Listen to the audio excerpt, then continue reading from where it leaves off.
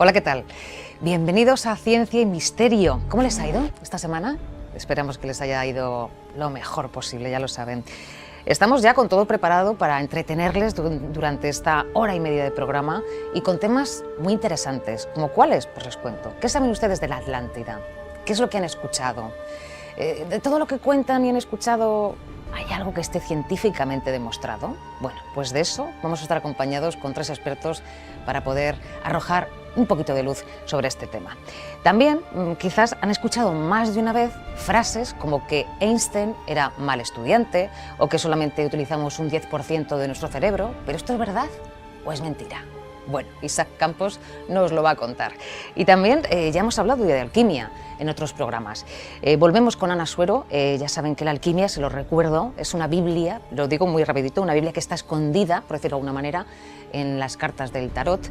Luego nos lo va a contar Ana, pero ella sigue con esa investigación en la que lleva trabajando años y va a darnos más pautas que seguir. En Sanación y Metafísica vamos a hablar de neurofeedback, una técnica a través de la cual podemos ayudar a muchas patologías, sobre todo en los más pequeños, el déficit de atención, el autismo, en los mayores pues la depresión, o incluso puede ayudarnos a mejorar nuestra concentración, tanto en nuestro trabajo para que seamos mucho mejores e incluso para los estudiantes en época de estudio. Todo esto lo vamos a hablar con la doctora Rosa Isa Cortez. Tendremos aquí en directo una demostración, ya saben que nos encanta que puedan ver en qué consisten las cosas, no hablar y hablar sino demostrarlo. Y bueno, por supuesto que tendremos a Paz Pajés también entre todos los invitados para que nos cuenten esas noticias curiosas que llegan cada semana aquí a Ciencia y Misterio. ¿Están preparados? Arrancamos el programa.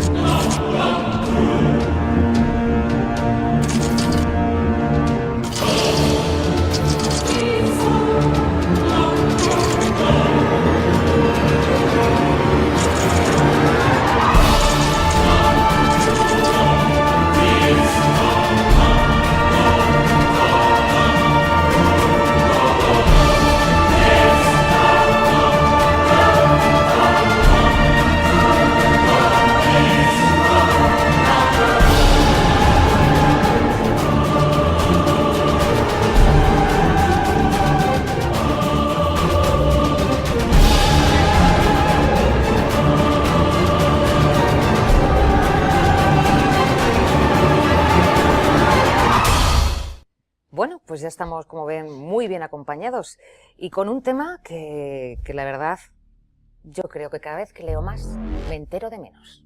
Porque claro, hay tantas hipótesis sobre la Atlántida, existió, no existió, dónde, cada uno cuenta una cosa. Pero hoy por lo menos vamos a salir con alguna que otra cosa clara, o por lo menos eso espero. Los invitados de hoy, que estamos aquí rodeados, bien, como siempre, tenemos justo aquí a nuestro ladito a Jesús García Barcala. ¿Qué tal? ¿Qué tal? Estás encargado del blog que es Ciencia Histórica, ¿no? Así es, Ciencia Histórica. Ciencia Histórica. Paulino Zamarro con su libro, que pueden ver, ¿verdad? Bueno, pues este libro ha levantado alguna ampolla que otra, porque es una de las últimas hipótesis. Paulino es ingeniero técnico en química industrial y también se ha dedicado mucho al mundo del medio ambiente, pero aparte de eso, pues también ha escrito libros, entre ellos del Estrecho de Gibraltar a la Atlántida. Porque ahora, ¿qué tendrá que ver Gibraltar con la Atlántida? Pues resulta que también. Y tenemos más amigos hoy. Estamos acompañados de Gustavo Romero, que es vocal de Granada Histórica, criminólogo, máster en antropología forense y bueno, pues también trabajas en diversos espacios radiofónicos y también en alguna revista, ¿no? Si no me confundo. Sí, he publicado en Más Allá, colaboro asiduamente con el programa Luces y Sombras. Ajá. Y artículos de opinión en diario local, prensa local, diario Ideal y otros. Bueno, y a partir de ahora en Ciencia y Misterio. Bueno, si os parece, yo no sé muy bien por dónde comenzar, porque claro, ya digo que he estado un poco empapándome en el tema y la verdad que me hacía quizá más lío. Si me voy a las referencias históricas y que tienen que ver con textos que hablen de la Atlántida, me tendría que ir al año 347, no sé si es exactamente, porque no he estado mirando 8.000 páginas para ver si es el 347 o el 345 antes de Cristo, y hablamos de Platón, que Platón pues ya hablaba de la Atlántida. ¿Qué es lo que ocurre? Que Platón hablaba de la Atlántida, pero es porque escuchó a otro viajero griego, Solón, algo sobre este tema. ¿Pero qué pasó? Pues que es que Solón también escuchó hablar sobre la Atlántida a sacerdotes egipcios. O sea que es como una narración oral, ¿no? Todo comienza como una narración oral que se va pasando de boca en boca, pero científicamente alguien puede decir, ¿la Atlántida ha existido? La Atlántida sí ha existido. Sí ha existido. Ha existido. Y eso que me estás contando habría que remontarnos un poquito más. Porque si bien es verdad que lo primero que se sabe de la Atlántida está en Egipto, también es verdad que la Atlántida estaba en torno a las Islas Cícladas y que los mercenarios que fueron a ayudar al faraón Psamético I eran griegos y no solamente griegos, eran jónicos y jónicos cicládicos algunos de ellos. Ya, pero jónicos cicládicos yo creo que a la mayoría les pasa como a mí, que lee eso y dice, bueno, ya, ¿de qué estamos hablando? Al fin y al cabo, lo que decía, quiero decir, puede tener algún error, porque claro, el que ha estudiado la Atlántida es usted, no yo. Pero para explicarlo de forma sencilla, es narración oral, ha ido de unos a otros, porque ha habido alguien de la Atlántida que haya escrito y tengamos algún escrito de la Atlántida. Hay alguien de la Atlántida que llevó allí... ¿De la época tenemos algo? No, hay un tal Proclo que habla de un manuscrito de Marcelo que se perdió, que dice que un habitante de una remota isla llevó esta narración a los sacerdotes egipcios. Esa remota isla seguramente era una de las Cícladas. Vale, pero entonces no tenemos nada consistente en las manos que podamos decir, sí existió.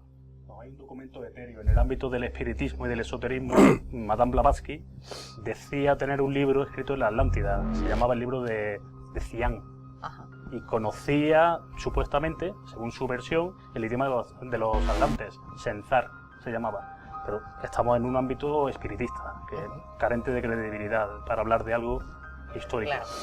Decía lo de las diferentes hipótesis, ahora ya me corregiréis todo, porque ya digo que yo no soy la experta ni mucho menos, pero sí he estado leyendo y bueno, pues viendo lo que se decía sobre ella, ¿no? A lo largo de la historia, el mito de la Atlántida pues ha resurgido como varias veces, ¿no? Por decirlo de alguna manera. En el Renacimiento, gracias al filósofo inglés Francis Bacon, que publicó La Nueva Atlántida. Ahí vuelve a aparecer, retoma fuerza.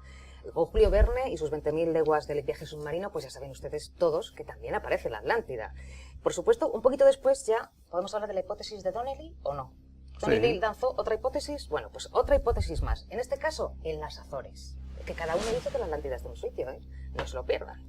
Bueno, Donnelly era arqueólogo. También se popularizó la idea de que Tartessos fue la Atlántida, o sea que ya nos vamos a otro lugar. También hay quien decía, en 2005, hablamos de un geólogo, de Marc-André Guster, que la Atlántida estaba en el estrecho de Gibraltar. Pero también en los últimos tiempos, científicos del CSIC apuestan por situarla bajo el Parque Natural de Doñana. Pero también ha estado Molina. A ver, es que claro, tantas hipótesis... Bueno, hay una cosa, hasta el año 98 del pasado siglo, nadie pudo ni supo decir dónde estaba la Atlántida, porque no había descubrimientos suficientes para poder determinarlo. Ahora, gracias a las pruebas del carbono 14 que se han hecho en los fondos del Mar Negro, se ha podido determinar que todos los moluscos que hay anteriores a esa época son de agua dulce y todos los posteriores a esa época son de agua salada. Por lo tanto, algo debió ocurrir. Porque usted la sitúa en el Mar Egeo. Yo la sitúo en el Mar Egeo. El Mar Egeo en torno, que es de las últimas que se está hablando de a las Islas Cícladas. Y además digo que para poder tener esto hay que tener una serie de conocimientos de múltiples ciencias y disciplinas y hay que tener una visión totalmente amplia, una visión de todo el Mediterráneo incluido el Mar Negro, porque las pruebas que han hecho posible determinar dónde estaba la Atlántida están, unas en el estrecho de Gibraltar, que fue la primera que se encontró, pero otras y las más determinantes están en el Mar Negro. O sea que hay una relación clara entre el sur de España, por dejarlo así un poco amplio, y el Mar Egeo. O sea, en eso coinciden más de una hipótesis. El concepto de Atlántida, digo, para encauzar un poco el debate, como decía Ortega y Gasset, Atlántida es conceptualmente toda aquella civilización que haya emergido, haya brillado y haya sucumbido. Troya sería la Atlántida, Herculano sería la Atlántida como concepto. Pero si hablamos de la Atlántida platónica, tenemos que hablar de una isla... Que Platón tampoco la vio, ¿eh? No, claro, es Platón, como he dicho antes, la recibió por tradición oral de Solón. Pero si circunscribimos el concepto a como lo dijo Platón, tenemos que hablar de una isla en el mar griego o en el Atlántico. Eso es la Atlántida de Platón. Lo demás son suposiciones, son conceptos. Puede estar en la Luna, se ha dicho, puede estar en Marte, puede ser una cultura muy desarrollada de la Edad de Bronce, puede ser una cultura tecnológicamente tan desarrollada que sea inviable. Luego hablamos de cómo era la sociedad supuestamente de la Atlántida, porque también era un lugar, ¿no?, donde la sociedad era bastante diferente, ¿no?, o muy adelantada para su época. La cuestión es que esta tradición oral de la que estamos hablando, toda es parte de un libro, de una novela, de un libro de ficción. Platón no escuchó de Solón, no, él escribió en el libro No, claro, sí sé que Timeo escribió Platón. supuestamente lo había escuchado de Solón, que había viajado a Egipto y que el sacerdote le había contado la historia. Pero es todo ficción. Y Bueno, de ahí viene todo lo demás. No es un se relato. Es un relato como yo puedo haber escrito, como George Lucas pudo haber decir escrito. que no es real, seguro. Efectivamente. O sea, que para ti no es real. Está en la imaginación de muchos, es un mito real, pero es un mito, o sea que no existió la ciudad. ¿Para ti la Atlántida existió o no? No. La Atlántida existió, sí, La ¿verdad? Atlántida existió. ¿Y por aquí? Yo no puedo dar una respuesta concluyente. Puede ser un mito en el que Platón refleja el estilo de la República, o el estilo del libro que escribió después de Critias, Las Leyes, en la que quiere reflejar una república ideal, y por eso crea una sociedad ideal, como Santo Tomás Moro con Utopía, por ejemplo, Sí. o Francis Bacon Sí. con la Nueva Atlántida. Puede ser eso, simplemente un estilo de sociedad De vida. a imitar, Ajá. o puede ser que sea inspirarse en un modelo real. Hay pruebas en favor y en contra. Bien. Vamos con su hipótesis. La si le Atlántida parece. existió. Lo que pasa es que Platón está mezclando cosas que realmente existieron con otras que se está trayendo de la historia que acaba de ocurrir, de la guerra contra los persas de hacía muy poco tiempo, y está mezclándolo todo. Entonces, digamos que si hablamos, por ejemplo, de la batalla de Salamina, cuando se dice que los últimos griegos que estaban apoyando a Atenas se fueron y le dejaron solo, realmente eso es lo que ocurrió en la batalla de Salamina. Los últimos griegos se fueron, los espartanos se fueron a defender el istmo de Corinto, y los griegos se quedaron solos, defendiéndolos contra los persas. De tal forma que está mezclando y está llamando atlantes a los persas. Si vemos el relato de la batalla de Salamina y cambiamos la palabra atlantes por la palabra persas, vemos que nos está relatando la batalla de Salamina. Ajá. Y vamos entonces ahora a la hipótesis que usted sí que habla claramente del estrecho de Gibraltar a la Atlántida. En este libro, que va a salir una segunda edición, me ha comentado, ¿qué es lo que nos hace, qué es lo que ha descubierto usted? Porque ha investigado. Bueno, yo digamos que soy un escéptico y nunca había pensado en hablar de la Atlántida. Lo que pasa es que empecé a hablar de la Atlántida cuando empecé a ver unos hechos que estaban ahí, como por ejemplo las similitudes entre las lenguas del norte y del sur del estrecho de Gibraltar, concretamente entre el ibérico y el bereber. Lo que queda del ibérico ahora mismo es el vasco. Entonces, digamos que cómo era posible que teniendo un estrecho, y que decían, los geólogos dicen que el estrecho se rompió por última vez hace 5 millones de años, cómo era posible que hubieran pasado estas gentes allí, era imposible. Entonces tuvo que haber un istmo en el estrecho de Gibraltar. Entonces, bueno, luego siguiendo otras cosas, la estratigrafía de los deltas sumergidos del Mediterráneo tienen un nivel de sedimentación a unos 100 metros de profundidad, y luego hay una prueba determinante, que es lo que he dicho antes, de los sedimentos del Mar Negro, que prueban que en las pruebas del carbono 14 dicen que en el 5500 años antes de Cristo cambió la salinidad repentinamente del Mar Negro. Eso solamente pudo ocurrir si hasta ese momento había un istmo en el estrecho de Gibraltar, que por un cataclismo se rompió. El cataclismo podemos explicarlo. Si Sí, quieres. explíquenlo. O sea, estaba el estrecho de Gibraltar, era un istmo, estaba unido. Era un istmo, el nivel del mar estaba subiendo y tal, pero de pronto pues ocurrió un cataclismo semejante al que ocurrió ¿Un tsunami? un tsunami semejante a lo que conocemos como el terremoto de Lisboa, que ocurrió en 1755. Un tsunami parecido a ese debió romper el estrecho de Gibraltar, entró súbitamente todo La cantidad de agua. el Atlántico en el Mediterráneo, y elevó repentinamente el nivel del mar casi 100 metros. Entonces eso hizo que desapareciera súbitamente la Atlántida. Que Claro, la Atlántida, pongamos, sí. entonces, ¿no? Digo, para que se pueda entender, La Atlántida si esto era la desapareció. Atlántida, que era una isla, ¿no? Dentro del mar Egeo, según su hipótesis, subió el nivel del mar y entonces todo esto desapareció. Todo y eso solamente desapareció. de todo eso, lo que queda ahora, Son las Islas Cícladas. ¿en eso Nada estáis de más. acuerdo? Tú no. El Mediterráneo se ha secado, se ha vaciado varias veces, 6 en los últimos varios millones de años. Estoy de acuerdo. Y es verdad que alguna vez ha entrado el agua a borbotones cuando se ha roto algo en el estrecho de Gibraltar y se ha llenado el Mediterráneo. La cuestión es que la última vez que sucedió no había humanos todavía. O sea, estamos hablando de un Estamos periodo hablando de Pangea, de hasta que se van formando los Efectivamente. continentes. Ya Estamos después- hablando en ya términos después- geológicos. La última vez ya no existía Pangea, ya existían los continentes más o menos como los tenemos ahora, pero todavía no había humanos. Entonces, estamos mezclando... Es que eso es lo que se decía, épocas- es lo que se decía antes, pero hay pruebas, las pruebas del carbono 14 en el Mar Ya, Negro pero eso no prueba determinan que existía la Atlántida, solo prueba que solamente los prueban, moluscos... sí, evidentemente solamente prueban que los moluscos cambiaron de salida y tal, y prueban también que hubo una gran isla que desapareció súbitamente en aquel momento. Búscame otra gran isla que desapareciera súbitamente en ese momento o en otro momento. Bueno, en ese momento que estamos hablando de 5.500 años. Antes hace. de Cristo. ¿Quién sabe? ¿Cómo podemos decir que 5.500 años antes de Cristo sabemos exactamente lo que pasó? Porque las pruebas del carbono 14 no te lo determinan. Claro, quiero decir sí, porque se han encontrado sedimentos, ¿verdad? Del delta del Ebro, si no me confundo. Bueno, no, Se han- los sedimentos son en el Mar Negro. Del Mar Negro, vale, pero se han encontrado sedimentos que unen unas partes de Europa con otras, por lo que ahí algo pasó. El Vale, problema- ok. Personas, ¿quién vivía allí? El problema, ¿Qué hacían?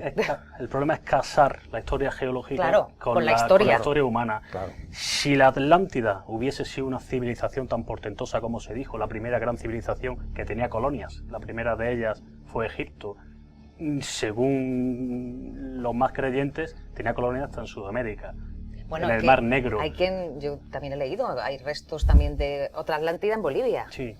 Pero una civilización de esas dimensiones, aunque se hubiese extinguido, hubiese desaparecido bajo las aguas del mar, simplemente en sus colonias hubiese dejado vestigios, hubiese dejado un idioma, hubiese dejado una huella indeleble de su Pero existencia. es que 5.500 años antes de Cristo, ¿quién estaba? ¿Qué habitantes había sobre la Tierra? Prehistoria. Había habitantes. Sí, Sí. pero de Grecia la... no existía todavía, por Claro, ejemplo. pero quiero Y decir, Platón- y aquí hablamos ya... Grandes cataclismos se acuerda a la gente. Se Sí, acuerda sí, a la sí. gente del Sí, cataclismo, sí, por es una ejemplo, de anécdota. la ruptura del estrecho de Gibraltar. Hércules lo rompió según la mitología. Según la ¿no? mitología. Según la mitología.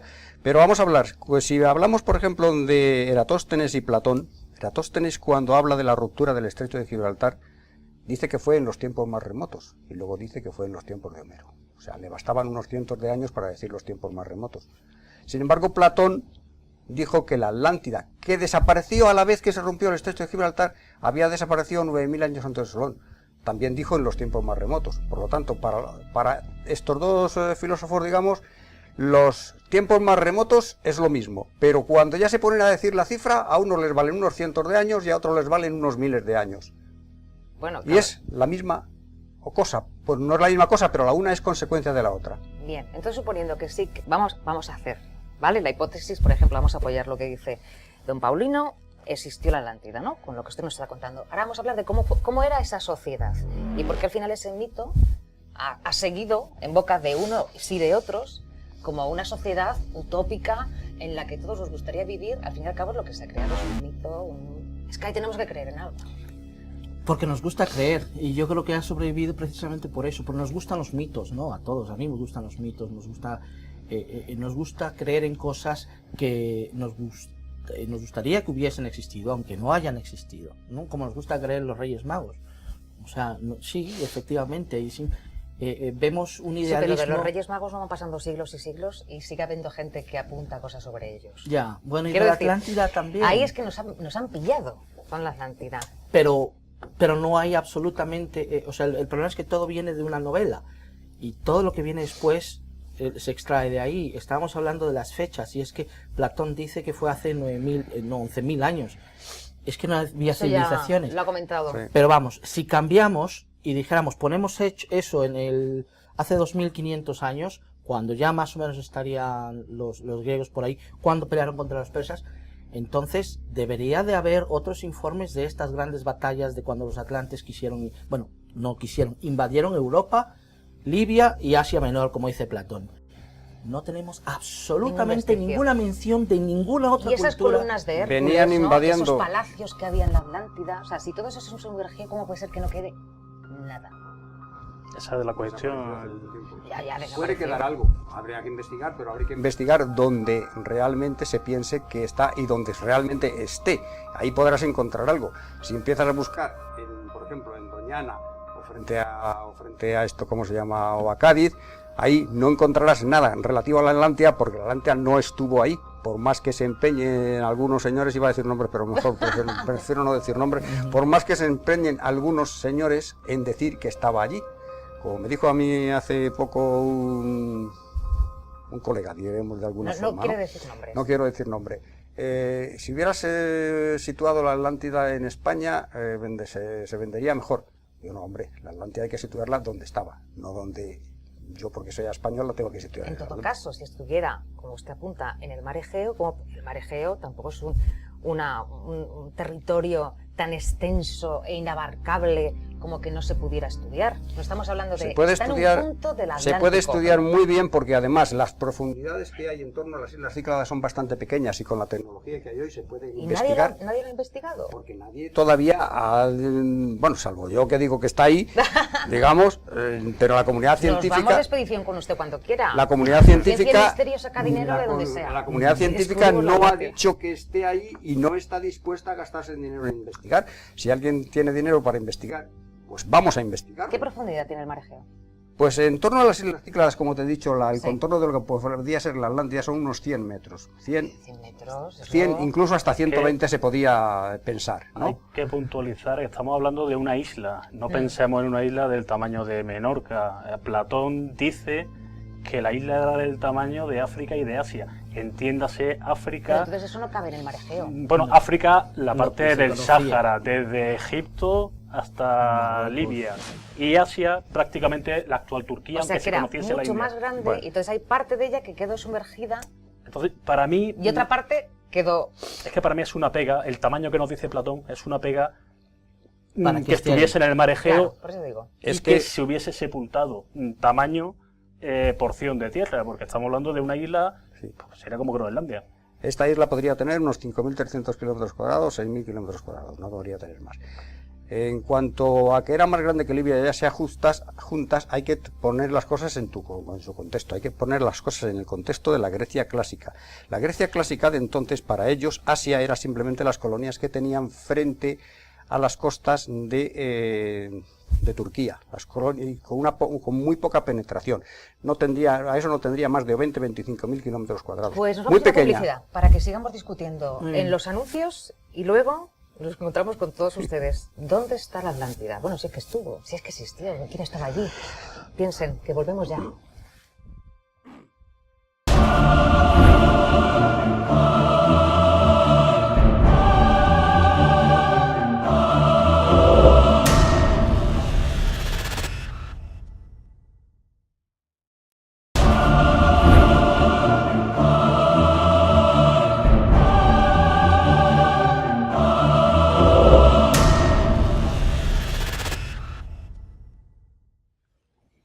Bueno, espero que hayan descansado algo en la publicidad, que se hayan puesto un buen refrigerio e incluso algo de picar. Porque ahora lo que les voy a decir, a ver cómo les deja. Resulta que mientras que ustedes no nos estaban viendo, yo aquí he escuchado que lo que decía Platón no era cierto. Y que no todo lo que decía se le puede creer. Vamos, estamos tirando por los suelos a un gran filósofo, que se han seguido muchos de sus argumentos, ¿no? Y ya empezáis a hablar entre vosotros que no todo, que hay cosas que no concuerdan. Platón no era historiador, claro. El filósofo de las ideas. Aunque él deja muy claro que todo lo que cuenta es cierto. Pero bueno, simplemente... Pero que él lo cree cierto. Él lo cree cierto y cuenta que él lo ha escuchado. O sea, que la historia es cierta. Él no es historiador. Claro, no es por eso lo de las fechas, ¿no? Sí. Que estabais antes hablando. Nos repite 3 o 4 veces que sí, que todo que es una historia verídica. Pero es una historia verídica hasta cierto punto, porque hay muchas cosas que se le pueden rebatir e incluso demostrar que no son verídicas. Pero hay algunas que sí. Yo me quedaría simplemente con que fue una gran isla que desapareció súbitamente bajo las aguas. Eso se puede decir de Platón. Y poco más, ni fechas, ni trirremes en aquella época, ni guerra contra los atlantes, que debían ser los persas. En fin. Pero es que entonces el mito de Platón podría adaptarse a cualquier civilización Efectivamente. que floreciese. Podría adaptarse perfectamente a Troya. Un inicio mítico, héroes, un conflicto, una confederación de aqueos o de griegos que destruyen Troya. Podría adaptarse, si le damos un poquito más la vuelta, a Pompeya. Castigo divino de los dioses, destruye la ciudad porque están teniendo un Y de un comportamiento día indigno. para otro desaparece. Pero no desapareció súbitamente bajo las aguas. Ninguna de las que estás diciendo, Bueno, ninguno pero de los dos. tendríamos que ir Bueno, matizándolo como para somos adaptarlo un al poco mito. selectivos con Platón y algunas cosas le creemos y otras no, ¿por qué no podemos ser selectivos respecto a las aguas también? Es que el origen Y de la decir, Atlántida es a lo recurrente. Entonces mejor no nos creemos era un nada. flujo piroplástico. No, si nos creemos el paradigma. Nos Sin creemos el embargo- paradigma de civilización que florece, se desaparece. deteriora y desaparece, Sí. como muchas. Pero civilización que existió hace 5.500 años... Seguramente fue una sin civilización concretar. un poco más avanzada para su tiempo que las demás, pero muy poquito. Era una civilización Tenemos a los neolítica con minoicos algo entera. del cobre y del bronce, si acaso. Y El de ahí- oricalco. Tenían una materia que se llamaba Estamos hablando de la edad oricalco. del cobre y de la edad del bronce. Sí. Sí. Pero la civilización, por lo que yo he leído, de la Atlántida, precisamente no estaban en el cobre y en el bronce. No, los autores serios sí no la dan como algo especialmente desarrollada. Era, en cuanto a las cifras, era sorprendente. Se decía que tiene un ejército de casi 1 millón de hombres, que tenía 1.200 naves, 250.000 marinos. Usted eso ya ahí no se mete. Exageraciones. Ya. Usted no se mete. ¿Y por aquí? Pues otra exageración, pienso. También. Que, o sea, yo lo que digo, si hay tantos datos, pero ninguno se puede comprobar y algunos son Contrastar. Es que muy algo difíciles tenía de que creer, haber, ¿no? Entonces, ¿por qué me voy a creer yo los otros? Lo que sí creo es que Platón se pudo haber inspirado en una historia real de una de estas civilizaciones que desapareció, como es el caso de los minoicos, ¿no? Sabemos que Tera, el volcán, estalló alrededor del siglo 8 o 9. 1627 a.C. Es verdad. Y desapareció pues toda la isla, que ahora solo queda el trocito de Santorini. Santorini. Y 2 o 3 Porque más. también se habla de que eso también era la Atlántida, Santorini. Santorini sí, lo que quedó de la explosión Lo de que, Tera, quedó, lo está que pasa es diciendo que Knossos no desapareció completamente ni de un día para otro, sino, de hecho sobrevivieron muchos y siguieron viviendo algunos años. La civilización sí cayó bastante, pero no desapareció de un día para otro, entró en y no declive. bajo las aguas. Entonces, nuevamente, puede ser, sí, no cumple de las aguas, sí, pero cumple otras cosas. Pero entonces, por eso podemos aplicar el cuento de la Atlántida para 300 civilizaciones más en todo el mundo, en todas las épocas. Si asumimos que la cifra que da Solón de 9.000 es un fallo de transcripción, la convertimos en 900 y la expresión griega tan grande como Asia y África Y las la columnas transformamos de Hércules en otra expresión muy también. parecida. Las columnas de Las Hércules. columnas de Hércules, a ver. Vamos a hablar de las columnas de Hércules. Las columnas de Supuestamente Hércules estaban en el puerto, ¿no? se conocían. De la Atlántida. No, el estrecho de Gibraltar. El estrecho. Ay, Se perdona, conocían perdona. como Estoy columnas de confundiendo yo Hércules con otra cosa. 10 o Pero hay 12 otras. sitios por lo menos, en la época de Platón, 10 o 12 sitios por lo menos. Y las primeras no estuvieron en el estrecho de Gibraltar, aunque sí son las más conocidas. Las columnas de Hércules. Las columnas de Hércules. Las columnas de Hércules realmente era el del templo de Hércules Melcar. Y el templo de Hércules Melcar tenía 2 columnas y por eso se llaman columnas de Hércules. Aunque luego los marinos conocían como columnas de Hércules, en el caso de Gibraltar, a Ceuta y Gibraltar, y en el caso de las columnas de Hércules peloponésicas, a 2 pequeños islotes entre Citera y Anticitera. Ajá. Vale. Pero Estamos el hablando de templo- mitología. ¿O No. existían esas columnas? No, esas esas Esas sí. columnas El existieron. problema es ese, ¿en cuál de las columnas está la Atlántida? Claro, es que yo lo he Habiendo escuchado tantas. en más sitios, por eso. Y Paulino cree que es en las de Citera Gibraltar, y ¿no? Anticitera. Sí, Porque no, ahí hay... No, Eh, de Citera. No, clásicamente se cree que son las de Gibraltar. Su teoría va más en la de Antiquitera. Claro, que es donde supuestamente ya nos Sí. vamos más para el mar Egeo. Pero había muchísimas columnas de Hércules, incluso en la isla de Helgoland, en las Islas Frisias, se consideraba que había una columna de Hércules, en las columnas de los Filenos en Libia, no me acuerdo cómo se llaman ahora mismo, entre Sicilia e Italia había otras columnas de Hércules. Bueno, la influencia griega, ¿no? En Grecia había Sí, no en sé aquel cuántas, momento. Y geográficamente en Egipto, todo lo claro. que sea un En paso Egipto había estrecho, otras, sí. flanqueado por... incluso por había columnas unas de en piedra. tierra en la India, o sea que había un montón de sitios que se conocieron como columnas de Hércules. ¿Por qué vamos a creer que las columnas de Hércules eran las de Gibraltar? ¿Porque son las más conocidas, simplemente? Pues vamos entonces a otra cosa. A los habitantes, a la hipótesis de que sí que hubiera existido ese lugar y sí que hubiera estado habitado. Y bueno, pues resulta que era una sociedad, yo por cosas que he leído, súper rica, tenían de todo, unos palacios, vamos, era todo riqueza, equilibrio, sabiduría, o sea, era un lugar donde vivir, ¿no? Un lugar utópico, es que tenían Utopía, orígenes divinos. Se Zeus. podía parecer un poco a las minoicas. De hecho, yo considero que la civilización minoica es heredera de la civilización de los atlantes. Considero que la civilización de los atlantes, luego viene la civilización de Saliagos, la cultura de Saliagos, y luego viene la cultura minoica y la cicládica, que están, digamos, al unísono, y las dos derivan de la cultura de los atlantes. Lo que pasa es que la cultura minoica floreció en una isla de 7.000 y pico kilómetros cuadrados, o 8.000 kilómetros cuadrados, y sin embargo en las islas Cícladas no pudo florecer demasiado porque la isla más grande es la isla de Naxos, que tiene 400 kilómetros cuadrados, que es como la isla de Ibiza. Por eso digo, ¿no? Entonces Ibiza tuvo una civilización cicládica, pero fue mucho más importante la minoica por ese sentido. Pero entonces, vamos a esa parte también que tiene que ver con el esoterismo, porque claro, al final la Atlántida se la apropia cualquiera, por lo que veo. Sí. A todos nos viene bien, ¿no? Sí, en cada época se ajusta a los cánones estéticos, históricos de la... Porque supuestamente eran una civilización que estaba muy avanzada, que habían hecho cosas que para ser la época que era no las podían haber hecho, entonces habían tenido una intervención divina. Bueno, Que venía del exterior. Que No divina, mira, simplemente si vemos el mapa vemos por qué. Los primeros que habitaron la Atlántida... Vamos a hacer así, si le parece, don Paulino. Los primeros que vinieron de la Atlántida Vamos a mostrárselo a esta cámara. Vinieron del continente y pasaron a una gran isla. En esa gran isla estaban defendidos muy bien porque estaban separados del continente. Entonces las invasiones y las guerras que se producían en el continente no se producían aquí.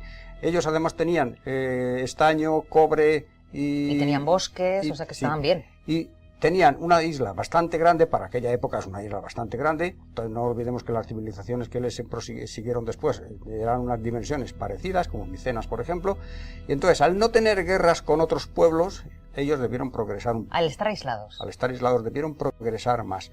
Y por eso, aunque fuera una civilización neolítica, puede que incluso pudieran llegar a conocer el cobre y el bronce.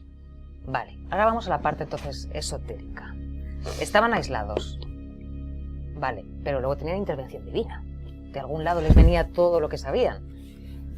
Poseidón siempre tuvo problemas con los otros dioses. A mí me pasa lo mismo.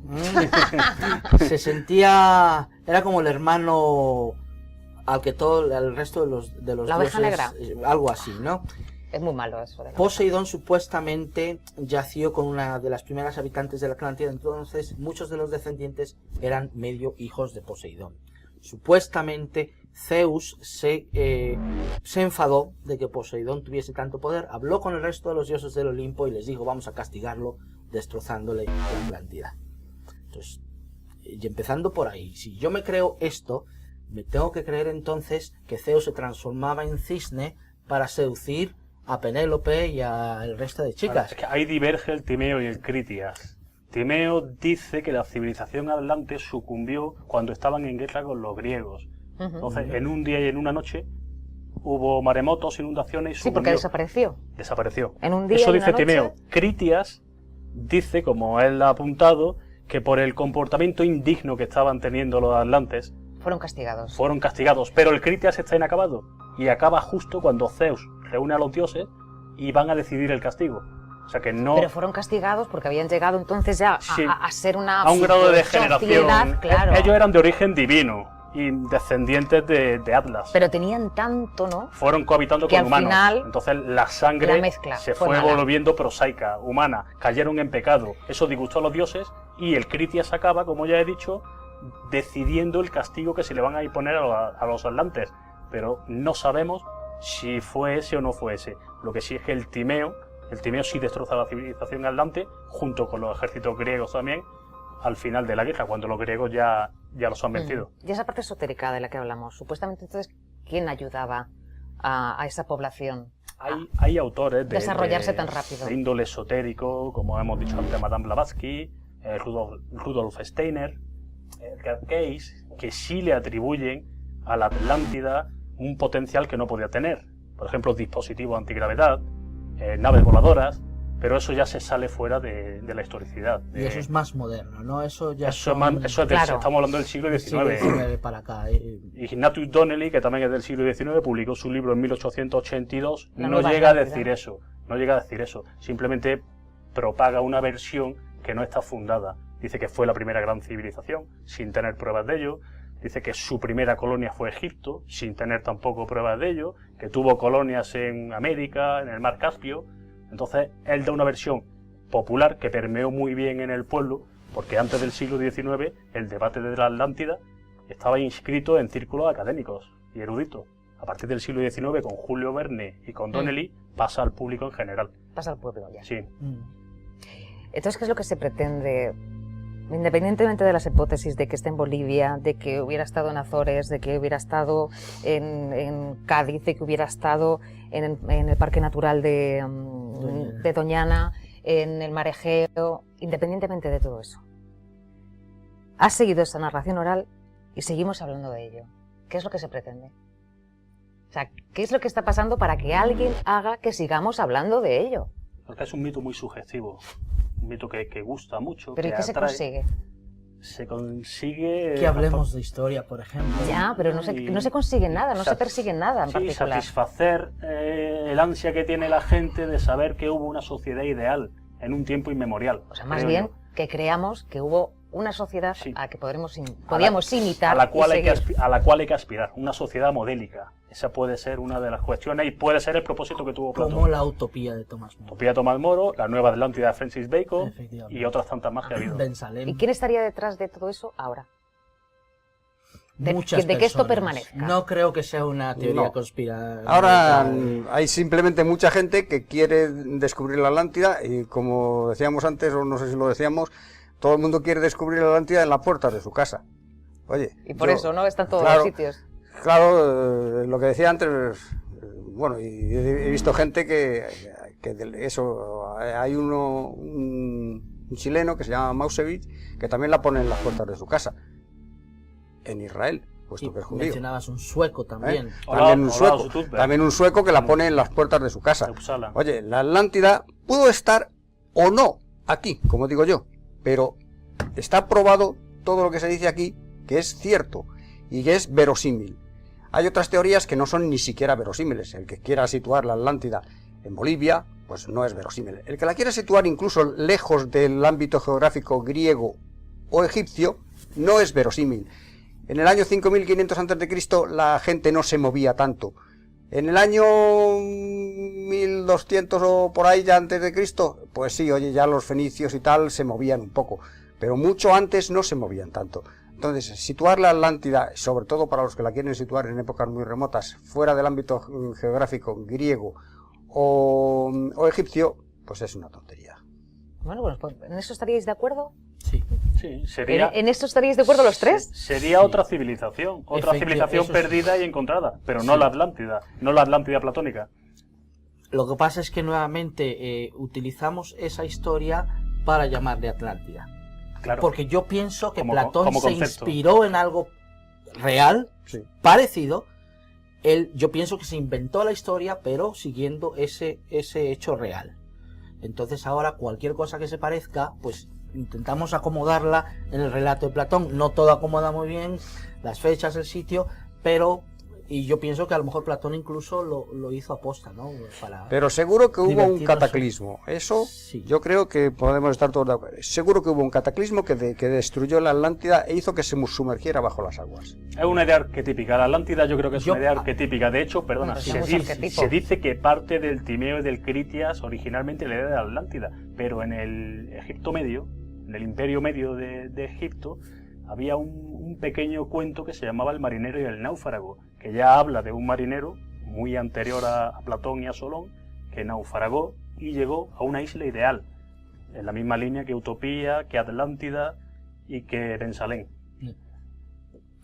O sea, que entonces nos quedamos más o menos con lo que estáis de acuerdo. Sí, en lo que dice ¿Qué es esto Paulino último, de que, no? de que tuvo que haber sido una civilización en el ámbito geográfico de las islas griegas, muy cercano a Egipto y al Medio Oriente. Bueno, Por todo lo que se dice, ¿no? Tendría que Si ser hubiera así, existido, porque- sería en esa zona. claro, porque nadie se enteraba de lo que pasaba en el Triángulo de las Bermudas, que también obviamente han situado. Bueno, ahí pero a otro la día hablamos del Atlántida. Triángulo de las Bermudas, ¿eh? No os Lo que pasa es que preocupéis. se dice que después del cataclismo, los que supervivieron, Los supervivientes, se fueron a América y llevaron el estilo de vida de Atlante a otras zonas del planeta. Con lo cual sería una migración, pero manteniendo la forma de vida de Atlante. Son teorías un poquito más excéntricas, perdón. Los pocos que sobrevivieron en las islas Cícladas se quedaron en las montañas y eran los pastores, Simplemente. y la gente menos civilizada. Toda Hablando de una civilización adelantada, ¿no? toda la élite desapareció, porque esta isla, si nos fijamos en ella, las partes habitadas tenían una altura sobre el nivel del mar muy pequeño, muy pequeño. Las olas, en cuanto que hubo ese cataclismo y se produjo un tsunami, que fue el mayor tsunami, vamos a decir, de la historia, aunque esto es protohistoria, ¿no? El mayor tsunami que hubo en la historia y que duró más tiempo ha sido este, porque rompió el estrecho de Gibraltar. Luego inundó todo el Mediterráneo. Eso, en los cálculos, según los cálculos que he hecho yo, tardó unos 39 días en subir el nivel del Mediterráneo. Luego empezó a subir el nivel del Mar Negro y el nivel del Mar Negro tardó en llenarse como un año o un poco más. Por lo tanto, los efectos del tsunami duraron más de un año. ¿Qué tsunami ha tenido unos efectos que duraran más de un año? Ninguno. Lo que pasa es que la población a la que asoló aquí pues era muy pequeña, porque por mucha gente que viviera en la isla Atlántida, pues yo qué sé, se cargó a 50.000 personas o 100.000 personas, como mucho, por decir una cifra muy grande. Pero no se cargó. O a ninguna. No se cargó. El problema es conciliar las cifras geológicas con las cifras históricas. Es el mayor problema que yo veo. Estamos hablando de hace muchísimos años. Y tanto, es que quieres tú allí. No, lo pueda no contar. fuese tanto que subiera el nivel del Mediterráneo, es que estaba seco. Que no estaba seco. No eran islas en ese momento. No estaba seco. Según los geólogos, se rompió hace 5 millones de años. Por lo tanto, si aceptamos la teoría, estaba lleno. Si aceptamos la teoría mía, estaba como 100 metros por debajo del nivel 5 actual. millones de años, pero se ha vaciado y se ha vuelto a llenar Varias veces. Pero En eso habéis dicho antes que estabais de acuerdo, ¿eh? Varias veces, pero la última vez, según los geólogos, que esto habría que cambiarlo, claro, si se demuestra que esto está demostrado que es así, habría que cambiarlo, igual que habría que cambiar la teoría de por dónde llegó el hombre primitivo a Europa. Pues seguramente llegó por Asia, pero también llegó por el istmo de Gibraltar, porque si existía un istmo de Gibraltar, pasó por allí. Y las similitudes existentes entre las lenguas del norte y del sur del estrecho de Gibraltar, pues confirman que el istmo debió durar, aunque los geólogos digan que hace 5 millones de años se rompió. Pues no, señor, no se rompió. No, pero es que se puede volver a cerrar. ¿Cómo? Sí, Espera, claro. que esto ya me estás asustando. Sí, dentro de unos 200.000 Es- años es se lo- volverá a cerrar. según Ah, dice. 200.000, A ver, no me el pilla. Mediterráneo no es muy profundo. Lo que ha sucedido es que se cierra el estrecho de Gibraltar por movimientos geológicos o por sedimentos y el Mediterráneo se evapora. No, por sedimentos no se puede cerrar. Así se cerró lo que es Panamá ahora y cambió el clima para siempre. Depende de las corrientes que haya. Aristóteles dice que era casi intransitable por barco por los sedimentos.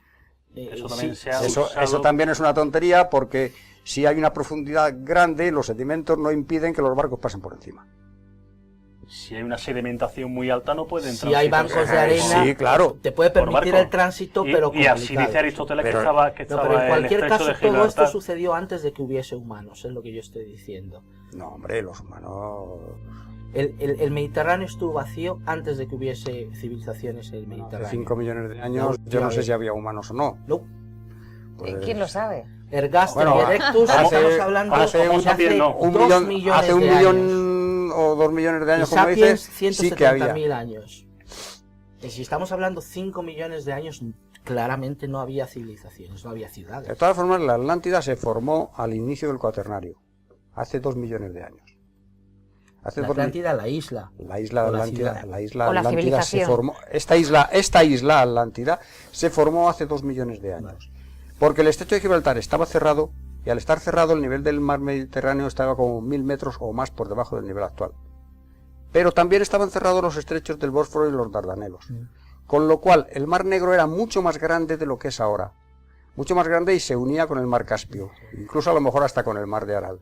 Entonces, cuando se rompieron, cuando el río emisario consiguió abrir los estrechos del Bósforo y los Dardanelos, Entonces se precipitó sobre el Mediterráneo e hizo que subiera el nivel del mar unos 1000 metros por lo menos. Y entonces apareció la Atlántida, porque se estabilizó a un nivel inferior al del Atlántico. Pues vamos a dejarlo aquí. Qué pena, amigos, que no hubiera móviles en aquel tiempo, si es que estaba la Atlántida y estaban tan avanzados, lo hubieran grabado todo, y así nos hubiéramos enterado de dónde estaban y cuál es la verdad de todo esto, porque nos seguimos quedando con la misma intriga. Pues muchísimas gracias a todos por estar hoy aquí. Don Paulino, gracias. Gustavo, Jesús, nos encontramos cualquier día, por ejemplo, para hablar de las Bermudas. Si os parece, nos encontramos aquí para eso mismo. Encantado. Ahí hay mucho que hablar, ¿no? Te iba a decir que ¿Qué? me dieras el email, pero ya lo tengo. Bueno, es que me va a pedir el email, pero todo esto en directo, hay que ver, ¿eh? Hay que ver, hay que ver. Estamos en directo todavía. Sí. Hay que ver, Platón, la que has liado. Nos vamos a ir a publicidad y volvemos.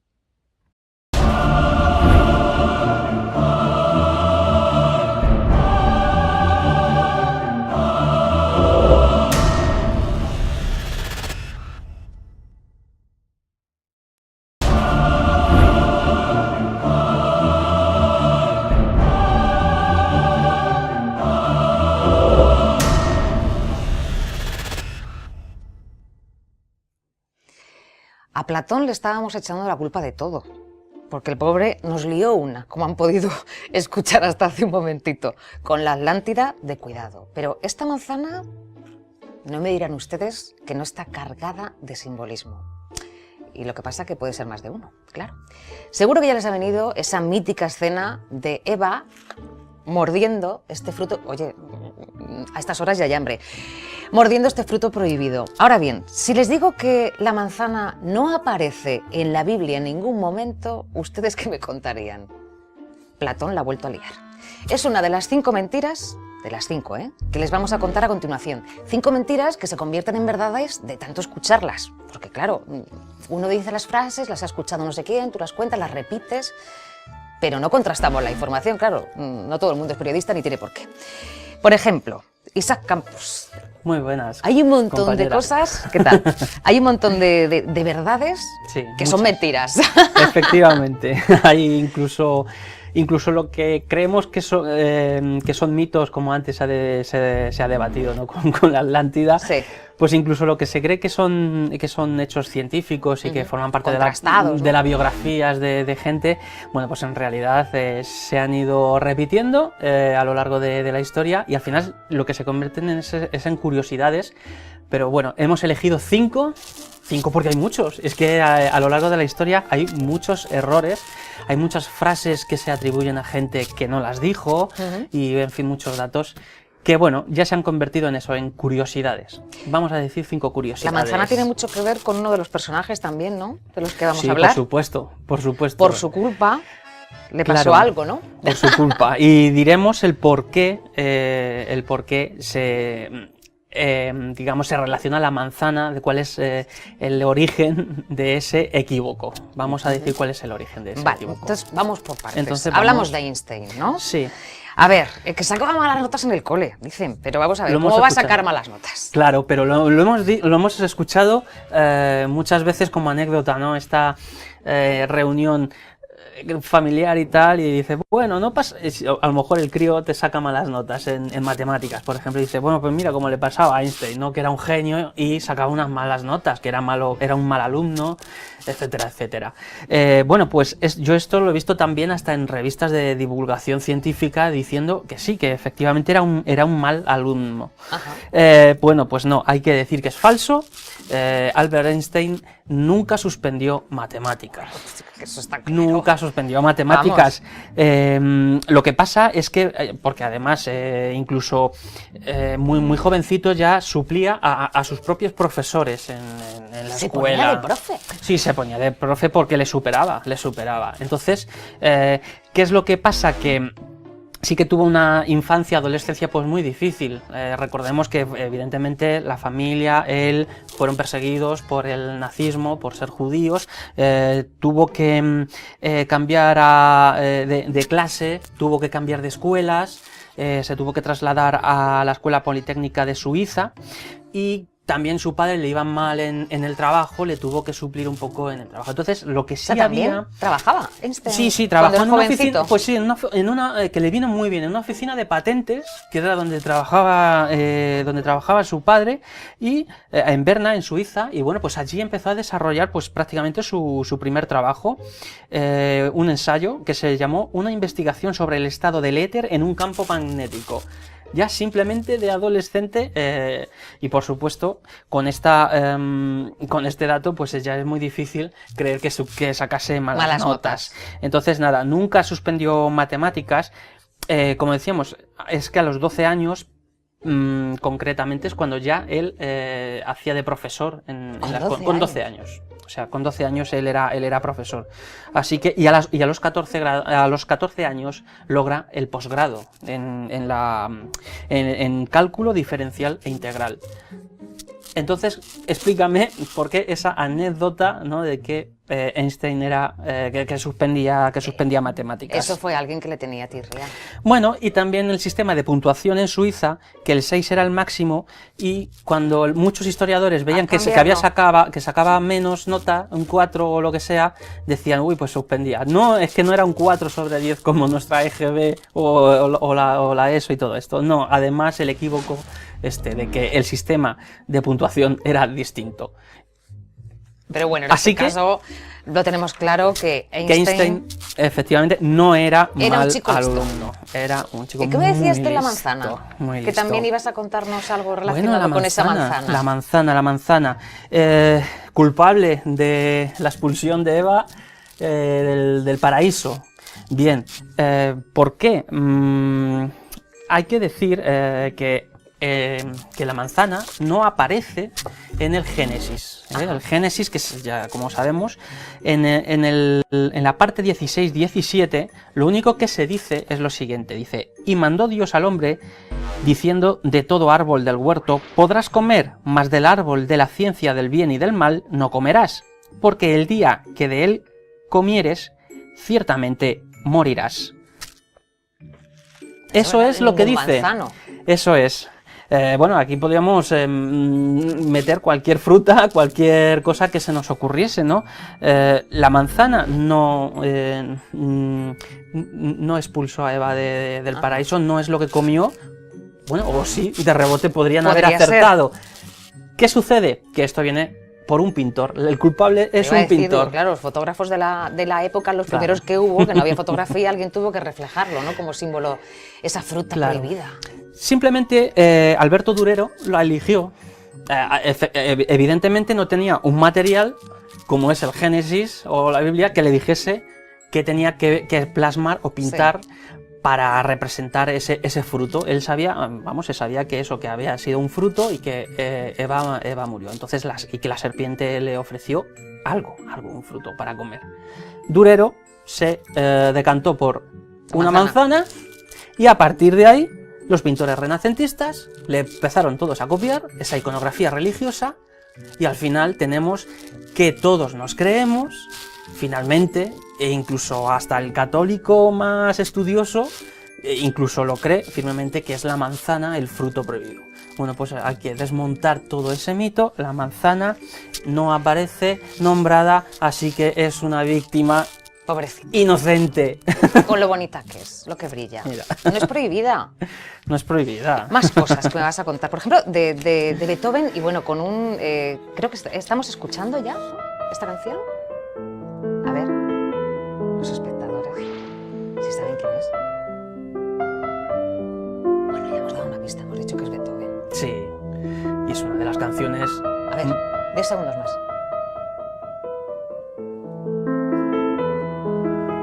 Dilo ya.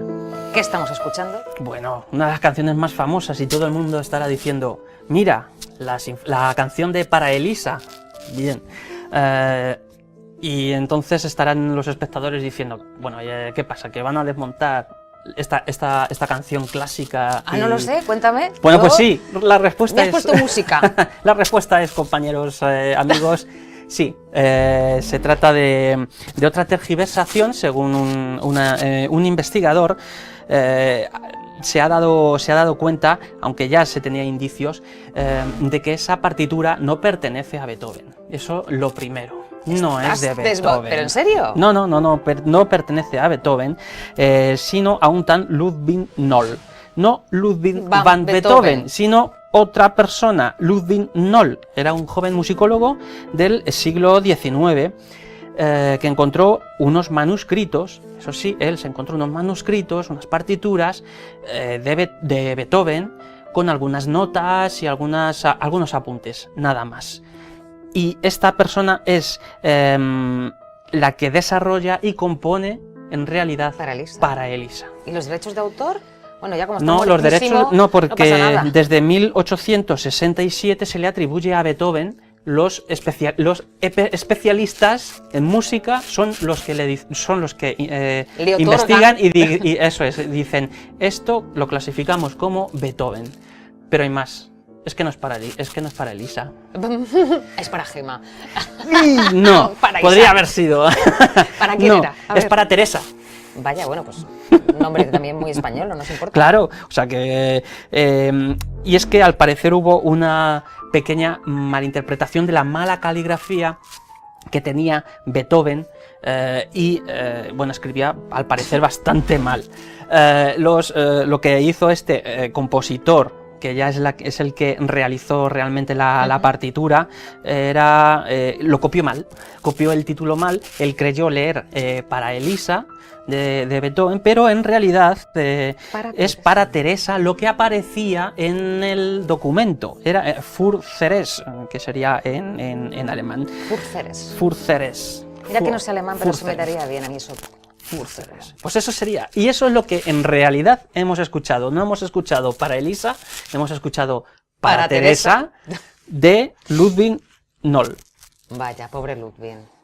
Pobrecito, sí. No, se quedó sin nada. Ni fíjate, un laurel que le pusieron a él. Nada. Y si yo digo, y sin embargo se mueve... Sin embargo se mueve. Eso que me tienes que contar sobre ello. Bueno, eso supuestamente lo dijo Galileo Galilei, ¿no? O bien en la hoguera, cuando la Iglesia le condena por decir que la Tierra se mueve alrededor del Sol. Efectivamente, él no es que lo descubra, sino él recoge ya toda la sabiduría de de las antiguas civilizaciones, los antiguos griegos y todo esto. Y él es uno de los más defensores y estudiosos de esta teoría. ¿Qué pasa? La Iglesia de aquel tiempo, evidentemente, lo que decía es que no todo giraba alrededor de la Tierra.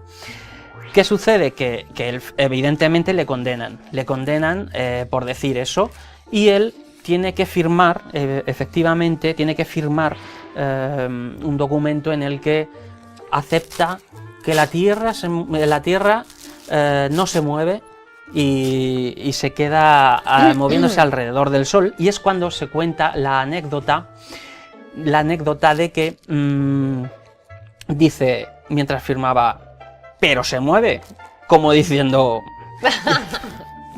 no tenéis razón, pero se mueve. O sea que no bajaba del burro él, vaya. Eso es.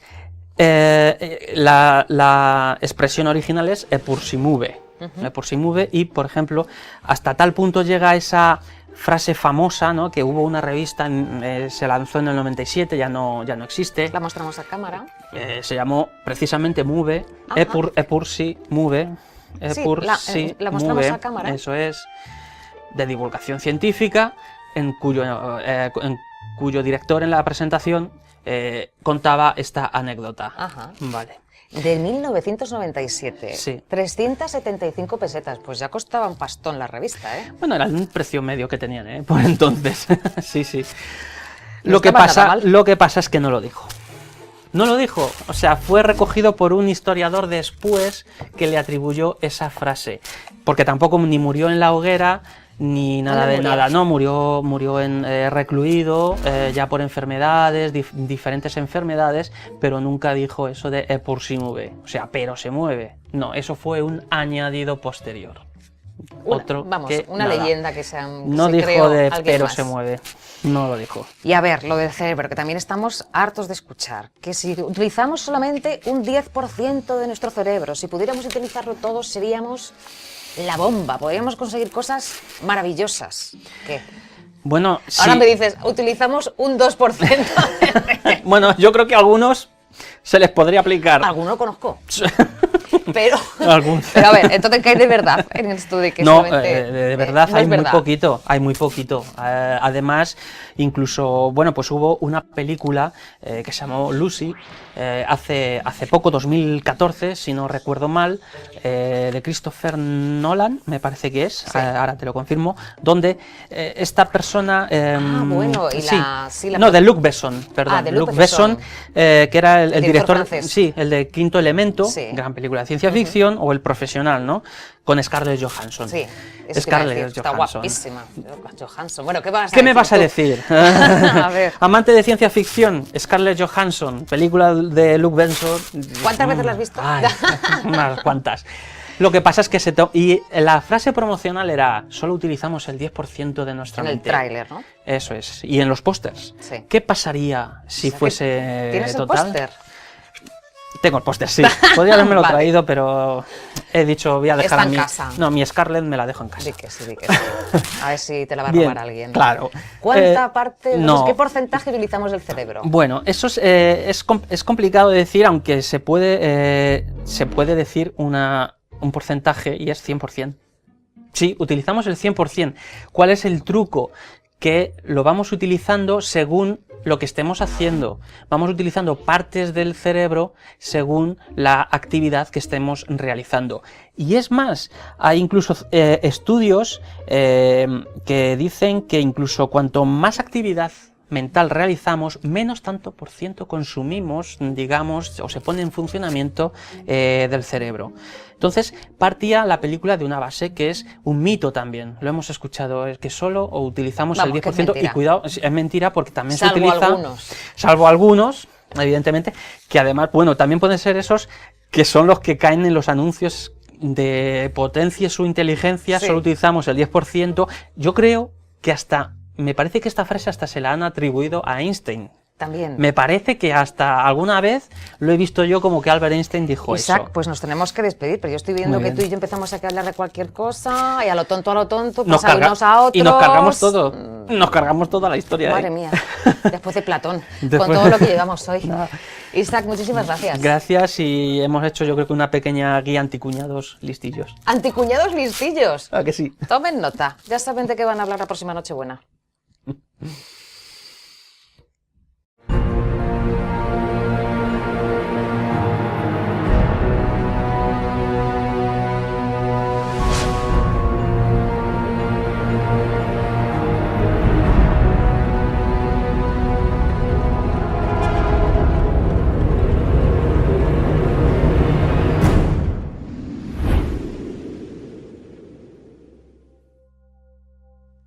Bueno, pues tras este descanso volvemos a hablar de alquimia. Alguno de los espectadores que nos acompañen, para ellos será la primera vez que van a escuchar hablar sobre la alquimia. La alquimia, como les decía al inicio del programa, sobre todo lo que nos va a contar Ana Suero, porque ya lleva investigando sobre este tema ya unos cuantos años, se dice, no sé si Ana, buenas, lo Hola. voy a explicar bien, digo, para decirlo en dos frases, titulares.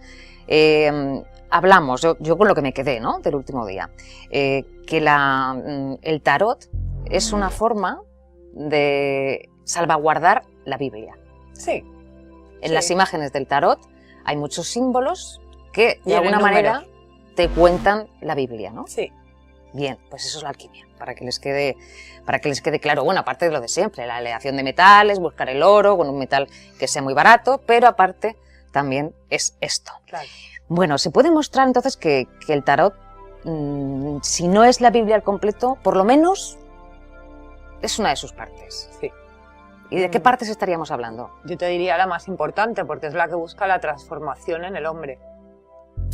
En la alquimia, lo que acabas de decir tú, está la alquimia por un lado, donde se buscaban los metales, en lo material, pero evidentemente nadie consiguió oro ni nada de esto, porque no es la alquimia correcta. La alquimia que siempre yo creo que nos viene de a saber cuándo, porque nadie puede poner una fecha. Esta alquimia es la alquimia interior y la podrás ver en libros muy antiguos. habla del matrimonio alquímico. Como el otro día hablamos un poquito de... Sí, estuvimos hablando de una de las cartas, como el mago, si mal no Como el recuerdo, mago, sí. lo que significaba. Claro, y bueno, en los 4 primeros arcanos formarían la cruz, ¿vale? Esta cruz es todo hombre, ¿vale? Tú, yo, cualquiera, nacemos bajo una cruz. Y tanto. Que es fija en los cielos, ¿vale? Que sería Acuario, Tauro, Leo y Escorpio. Y esa cruz, ¿sí? Sí, y todos bajamos, todo hombre nace bajo. Y yo creo que es más bien a lo que se refería, porque como el otro día te dije, las primeras cruces no ponía Cristo crucificado, ponía Cristos crucificados, ¿no? Eran en forma de X. Y bueno, y ahí ya si vas tirando del hilo para ir desgranando esta Biblia, el 1 es el Sol, el 2 es la Luna, el 3 es el Hijo. Y el 4, bueno, ahí está Júpiter sentado en la piedra cúbica, es como la materia, es el reflejo, sería... Los cabalistas tienen el nombre de Yod-He-Vau-He, ¿vale? Y entonces ahí vemos que hay 2 Hes repetidas, que es la de la luna, porque la luna lo que muestra es su construcción material, ¿vale? Es algo... Entonces la mujer construye, y el hombre es el que da la energía, da la chispa, ¿vale? Más o menos esto es lo que... Hablando del matrimonio alquímico. Hablando del matrimonio alquímico. Entonces, ves la carta 1, que es el mago, que es el sol, pero está aún sin iluminar ese sol. Tenemos bueno, creo que eso lo dije el otro día, lo de la historia de Isis y Osiris, que la sabrá mucha gente. Y entonces lo que busca Isis es revivir a su marido. Pero esto, vamos a ver, es que es muy complicado. Claro. Entonces yo voy a intentar, sé que es muy complicado, es que voy a intentar hacerlo un poquito tenemos más. que bajarlo al lenguaje de cualquiera que nos está escuchando, viendo ahora mismo. Claro, porque... pues mira, sería... Lo que te indica la cábala es que lo único que le hace al humano, ser humano, es el cerebro, ¿vale? Y el resto del cuerpo es animal, lo queramos o no. Y estamos siempre atados a las cadenas de las pasiones, nos lleva a la ira, Es que lo más bonito del tarot es que encaja perfecta con la física cuántica de ahora. Es como... Bueno, eso me lo tienes que contar. Vamos a ver, ¿qué tiene que ver el tarot? O sea, escuchen, Biblia, tarot y física cuántica. A ver, ¿llevas mucho tiempo estudiando esto? Sí. O sea, que es que claro, por eso digo que claro, que no es que no estamos hablando por hablar, sino que tú llevas detrás de todo esto años de investigación. Sí, son años de investigación y de estudio, porque además te tienes que meter a estudiar física, a estudiar la numerología pitagórica, a estudiar la simbología de... Eso es muy difícil de explicar, ¿eh? Sí, por eso yo lo voy a intentar resumir. Para mí, desde que conozco este descubrimiento, claro, y lo voy viendo, para mí lo que es la Biblia son alegorías. Son muy bonitas alegorías. Y, por ejemplo, tenemos la de cuando te dicen que Jesús caminaba sobre sus aguas y todo esto. Si nos vamos al trabajo de Masaru Emoto, no sé si te suena. De las gotas de agua. Sí. De cómo se convertían, dependiendo del agua, si estaba bien o estaba estancada, cómo cambiaba el agua. O sea, que el agua es más que agua. Claro. El agua, además, la energía. Es una onda. Y, o sea, el aire, el éter, es también una onda, porque... Y el agua también lo es. Entonces estamos siempre como en un mar, ¿no? Que no vemos. De hecho, es lo que nos cuenta el vacío, ¿no? Que en el vacío es mentira. Aunque no lo veamos, está lleno de energía. Nadamos en un mar de luz, básicamente, pero que no lo vemos. Y es muy bonito relacionar el trabajo de Masaru Emoto, como te estaba diciendo, con el de...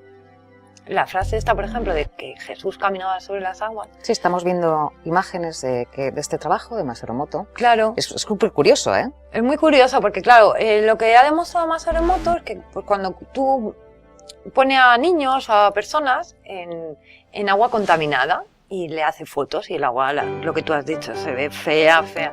Sí, porque si no sería, las fotos, como pueden ver en las imágenes, son auténticas formas geométricas preciosas, parecen copos de nieve, ¿no? Como los típicos copos de nieve que dibujamos, pues es así. Y cuando el agua está contaminada, es algo feo y oscuro. Es algo feo y oscuro. Sí. Y esto Masaru Emoto ponía a niños o a gente... Al lado del agua. Al lado y... llevando la emoción, ¿vale? Vale. Con el sentimiento, por ejemplo, había unos niños que decían, agua, te damos las gracias por darnos la vida. Y se lo agradecían todos. Y era un agua contaminada. Ese agua, después de haber orado los niños durante un tiempo, la volvían a fotografiar y ya no estaba contaminada. Había cogido unas formas preciosas. Entonces, claro, yo pienso, pues si nosotros somos un 70% agua, ¿qué harán las palabras a nuestras aguas internas? Por eso dices tú que es una alegoría, que Jesús caminaba sobre las aguas. Claro, yo creo que este hombre pues, o era muy estudioso, y entonces lo que sí se dio cuenta, pues es en controlar, ¿no? Es ese moverse en Dios, porque todos dicen, ay, es que hay que ser mejor, pero nadie se mueve en Dios. ¿Qué es lo que nos viene a contar el tarot? Estar calmados, estar tranquilos. Siempre antes de enfadarnos, pues pensárselo, ¿no? Pensar lo que vas a decir, no actuar cuando estás muy enfadado. Y sobre todo, controlar tus palabras porque se te corrompe el agua de dentro. Y esas comunicaciones que podemos hacer con la inspiración divina, pues sí, no se puede. De esa forma, tienes que tener muy calmada tu agua. Entonces, para mí eso es caminar sobre las aguas. La verdad, Ana, que esto es súper complicado de explicar, ¿eh? La verdad que es muy complicado. Pero y yo me pregunto, ¿cómo te llamó la atención todo esto, mujer, con lo complicado que es? Bueno, vino, ¿Por qué? Vino a mí. Vino a mí, yo tampoco... O sea, te encontraste con ello y tú querías saber más. Sí, me encontré con una situación... Estas cosas siempre suelen venir por un fuerte golpe o... Un momento en tu vida duro, ¿no? Sí, fue la muerte de mi madre y la presentí un mes antes y yo dije, ¿por qué? Y ahí es porque... Por lo que comenzaste a estudiar. Sí, a investigar. A investigar. ¿Qué ha pasado? Porque yo soy una persona muy de tierra y yo nunca he creído en esto. Mi madre era una gran cabalista, ¿no? Y ella quería enseñarme. Yo decía que no. Que yo es que estas cosas, que no. Y te negabas. Y me negaba. Y fíjate. Un mes antes de que ella muriera empecé a presentir su muerte. Digo, en realidad creía que se me iba a morir un hijo. Se lo decía siempre a ella. Mamá, tengo un presentimiento horrible. Pero la noche anterior a que ella muriera, pues había una canción que de pequeña siempre la tenía ahí en la cabeza, de Silvio Rodríguez, la del unicornio azul. Y no podía, era escucharla compulsivamente y yo llorando. Y yo decía, ¿qué me pasa? Y ya no vi más a mi madre. O sea, que hay señales, ¿no? Sí. Lo que pasa es que no las vemos. Sí, a mí es que me vinieron, claro, como yo no creía en esto, es como que me vino tan de golpe que... Claro, porque todo esto que estamos hablando, que es tan difícil de explicar, de alguna manera si nos fijáramos más, ¿no?, en las cosas que suceden y no dejáramos que todo fuera tan deprisa, sí, verdad. No, seríamos capaces, ¿no?, de leer. De ver, ¿no?, esas cosas. Leer. Yo creo que se puede leer la naturaleza. Ajá. Yo creo que es lo que hacían, ¿no?, antiguamente, y es un saber que se ha perdido, esa conexión tan fuerte que tenían con la naturaleza, los pájaros, las plantas, es como el todo, ¿no? Es como una conexión con el todo. De hecho, es que nuestro cerebro está diseñado expresamente para conectar con ese todo. Pues nada, ya saben que a estas alturas del programa siempre tenemos esas noticias curiosas que contarles, y por supuesto de la mano de la más guapa del programa, Paz Pagés. ¿Qué tal? ¿Cómo estás? Buenas noches, Gemma. Muy bien. Yo encantada de verte, como siempre. Cuéntanos, porque hoy hemos tenido también muchas ciudades, cuéntanos algo sobre la ciudad perdida de Tasmania. Pues efectivamente, porque se han encontrado lo que son unos restos arqueológicos situados en la isla de Mafia, en Tanzania, que podrían pertenecer a la antigua ciudad portuaria de Rafta. La isla de Mafia es la isla más meridional de la costa de Tanzania. Posee 48 kilómetros de longitud y 15 kilómetros de ancho. Los arqueólogos creen haber encontrado la antigua ciudad sumergida que desapareció hace 2000 años y que pudo ser la primera metrópolis africana, además de un enclave comercial de caparazones de tortuga y de armas de metal. Sobre la región situada en el mar hacia el oeste se encuentra la isla de Paleisimundo, llamada así por los antiguos Trabobana. Allí se producen perlas, piedras transparentes y conchas de tortuga. Durante siglos su ubicación ha sido todo un enigma. ¿Qué hace un enorme templo de más de 1500 años de antigüedad, anterior incluso a los incas, sumergido bajo las aguas de uno de los lagos más misteriosos del planeta, el lago Titicaca?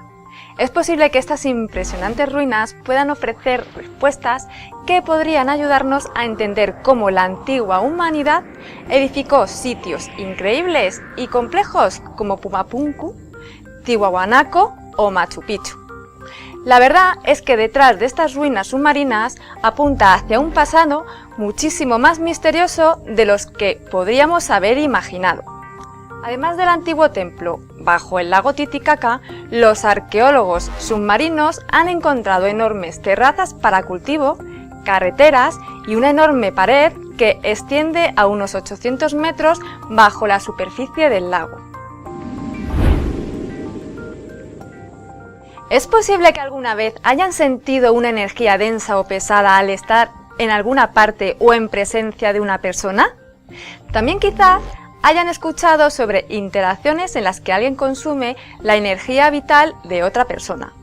Más allá de especulaciones en torno a las posibilidades de extracción energética, un hallazgo científico sugiere que efectivamente podrían estar creándose intercambios energéticos entre personas, ya sea voluntaria o involuntariamente. Un grupo de científicos alemanes hicieron un descubrimiento interesante demostrando que las plantas pueden absorber las fuentes alternativas de energía de otras plantas.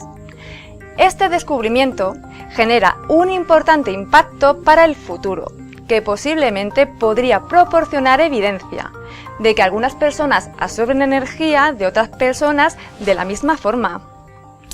El experimento fue realizado en algas y el resultado sugiere que el mismo puede aplicarse a los seres humanos. Se ha descubierto la tumba de Ulf el Gallego, un caudillo vikingo que atacó y saqueó Galicia en el siglo XI. La tumba pertenece sin duda a un guerrero vikingo, Ulf, que era de familia noble. En 1951 se excavó por primera vez debido a unas obras en una carretera y se encontraron varios objetos, una espada con unos restos de vaina de unos 10 centímetros de largo, lo que significa que el arma era más larga de lo que se creía, 2 estribos de cobre para cabalgar, otros aparejos para montar a caballo e incrustaciones de plata, y algunos huesos procedentes de las patas delanteras de un lechón. La excavación se realizó de la forma más precipitada y la tumba se cubrió de nuevo con tierra para que se redescubriera años después. Más tarde se realizaron nuevos hallazgos, entre ellos 24 tumbas más. Los grabados de Enga son de un oscuro significado, aunque algunos de ellos indudablemente representan elementos celestiales, observándose 2 que son prácticamente idénticos a la Vía Láctea y a la constelación de Orión. Otros grabados han sido interpretados como animales, frutas, armas, figuras humanas, aeroplanos o pájaros, e incluso un primitivo índice de las diversas historias que se han observado y que estos símbolos podrían estar relacionados con antiguas runas. ¿Qué significan realmente estos símbolos? ¿Quién los ha grabado sobre la pared de esta roca? ¿Y por qué? Bueno, pues Gemma, Ana, hasta aquí las noticias curiosas de la semana. Gracias, Paz. La verdad que qué interesante, Ana, ¿eh? Siempre nos cuenta Paz unas cosas todas las semanas que nos deja boquiabiertos. Pero tú no eres menos, ¿eh? Porque también cuentas cosas que a ver, sé que en todo esto es muy importante también la figura de los hijos del sol. Estamos hablando del matrimonio alquímico, para quien no se acuerde, los hijos del sol. ¿Quiénes son los hijos del sol? ¿De qué forma se representan aquí, ahora? Además es un tema muy interesante, Gemma, porque yo creo que ahí es donde nos damos cuenta que la Biblia, tal y como nos la ha mostrado, ¿no? Sí. El libro. Yo creo que ya muy poquita gente se lo cree. Las iglesias se están vaciando completamente. Yo creo que es que hay que darle un aire fresco, ¿no? Mira, ya esto que habéis puesto no nos lo creemos. Es que la gente, joder, va. Investiga, ves que no le rezas a alguien, pues mira, no hay un señor ahí arriba llevando un historial de cada uno de nosotros. El historial lo llevamos aquí, dentro del corazón. Y nosotros somos los que nos vamos a juzgar a nosotros mismos. Y eso es mucho más duro. Y lo hacemos todos los días algunos. Claro, y eso es mucho más duro, es mucho más fácil que baje un señor y yo te asuelo. ¿Reza esto? No. Te tienes que absolver tú y te tienes que juzgar tú, ¿no? Sí. Juzgar tú. ¿Qué tiene que ver entonces con los hijos del sol? Pues mira, después del matrimonio alquímico, se supone que nace el hijo, ¿vale? Es el segundo nacimiento de que habla Jesús a Nicodemo, ¿no? ¿Esto qué? Y entonces, esos serían los hijos del sol. Y si miras las culturas de cualquier sitio del mundo, todos tienen reflejados de una manera u otra los hijos del sol. Pero la resurrección, ¿estás hablando? Sí. Porque yo tengo aquí, en el capítulo 3 del último evangelio, aparece una conversación entre Jesús y el fariseo Nicomedo. Jesús le dice, el que no naciere, por eso digo lo de la resurrección, el que no naciere otra vez, no puede ver el reino de Dios. Nicomedo se sorprende, como me sorprendo yo, claro. ¿Cómo puede un hombre nacer siendo viejo? Se pregunta él. Yo también, ¿cómo voy a volver a nacer ya a estas alturas? ¿Puede entrar por segunda vez en el vientre de la madre y nacer? Claro, él se pregunta cosas lógicas, Nicomedo. O sea, ¿cómo? Dice, pero vamos a ver, ¿cómo que voy a volver a nacer? Claro, luego la conversación seguiría porque Nicodemo predicaba, ¿no?, el mensaje de Jesús, y claro, Jesús cuando le pregunta esto le dice, pero Nicodemo, ¿tú que vas predicando esto, de verdad me preguntas esto? ¿Tienes estas dudas? ¿No? Claro, no puedes ir predicando si no sabes el ejemplo, ¿no? Mira...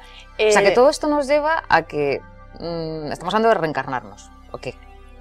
Vamos a ver. Es nacer tú en tu mismo cuerpo ahora. Mira, a ver cómo te lo explico para que se me entienda un poquito, porque yo sé que este tema es bastante complicado. Vale. Y yo que soy muy de libro y de... pues a lo mejor... Vamos a explicarlo fácil. Yo te hago la pregunta. Según las investigaciones que tú has hecho, ¿yo me muero y voy a volver o no? Si nace... O sea, claro, tú... Ni yo, el alma. Si tú no naces de nuevo en Dios, ahora de grande, tú caes en la rueda de los nacimientos de la tierra. Y vuelves a reencarnarte en la tierra. Y vuelves... Y tú lo que busca todo el mundo al final... Es ascender. Es ascender a otro mundo, ¿no? Que no sea tan duro como este, porque... O sea, que el tema es que si no cultivamos nuestro interior, nos castigan y nos pasamos la vida aquí penando. No cambiamos de plano. No es castigarnos. Bueno, es para que aprendamos. Claro, somos así como, es como una escuelita. El planeta es como una escuelita y tenemos que dejar el animal atrás. Y yo... Es normal, ¿no? Porque tú imagínate que saliera de este planeta alguien que destruye a los animales, las plantas, otra vez nos envenenan las aguas. Es que no, es que yo creo que el hombre está endiosado. Se ha puesto por encima de la pirámide y mira, no, es que somos todos uno, un complemento. No podemos estar ni por encima de los animales, ni de la naturaleza. Porque además, como se enfade, es más fuerte como nosotros. Hombre, nos damos cuenta de lo pequeñitos que somos. ¿Y física cuántica? O sea, ¿estamos en diferentes lugares a la vez? A ver, ¿hay diferentes espacios? ¿Son paralelos? ¿O se juntan, se unen?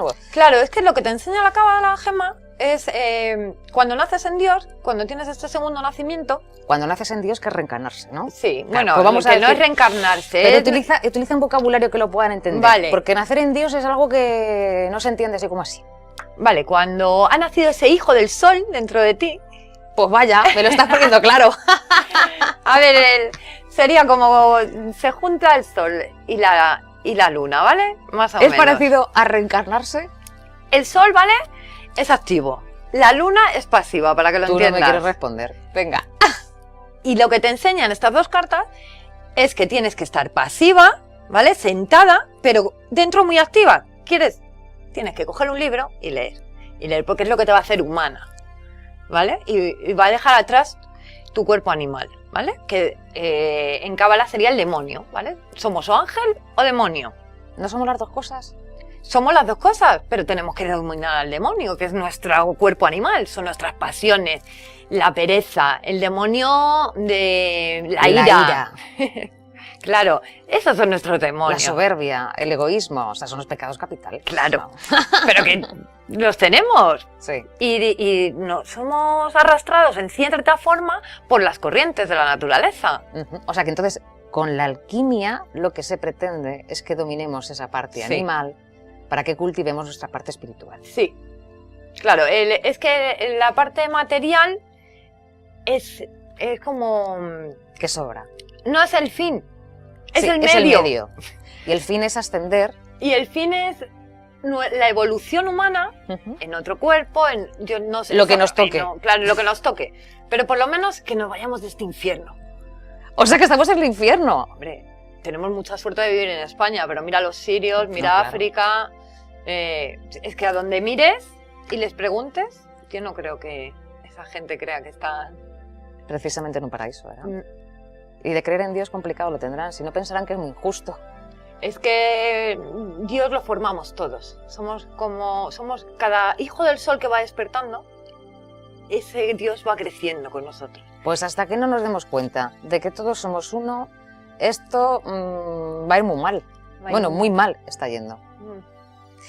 Bueno, pues otro día más. Nos unimos aquí la semana que viene, el siguiente, para seguir intentando hacer llegar a los espectadores la alquimia de una manera didáctica y que la puedan entender, ¿no? Claro, porque al final te contaré la alegoría de Noé y cómo es nuestro cuerpo, nuestra arca, y por qué lo diré en parejas.